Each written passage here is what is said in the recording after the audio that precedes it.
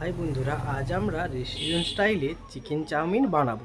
তার জন্য বাঁধাকপি, ক্যাপসিকাম কুচি, গাজর কুচি এবং ছোট ছোট করে বিনস কেটে নিয়েছি। আর লাগবে পেঁয়াজ, আদা রসুনের কুচি। যেহেতু চিকেন চাউমিন হবে তার জন্য মাংস এবং ডিমকে আগে থেকে ঝুরো ঝুরো করে ভেজে নিয়েছি। এরপরে কড়াতে সাদা তেল দিয়ে পেঁয়াজ, আদা রসুন কুচি এবং কাঁচা লঙ্কা দিয়ে ভালো করে ভেজে নেব। এরপরে ডিমগুলোকে দিয়েও আমরা 5 মিনিট ভেজে নেব। ডিম ভাজা ভাজা হয়ে আসলে গাজরগুলোকেও একসঙ্গে দিয়ে ভেজে নিলাম। নেওয়া হয়ে গেলে এরপরে বাঁধাকপি এবং ক্যাপসিকাম দিয়ে ভালো করে সবজি ভালো করে ভাজা ভাজা হয়ে আসলে এরপরে আমরা ভেজে রাখা চিকেন এবং ডিম ভাজাটা দিয়ে দেব। দিয়ে এটাকেও 5 মিনিট ভালো করে ভেজে নেব।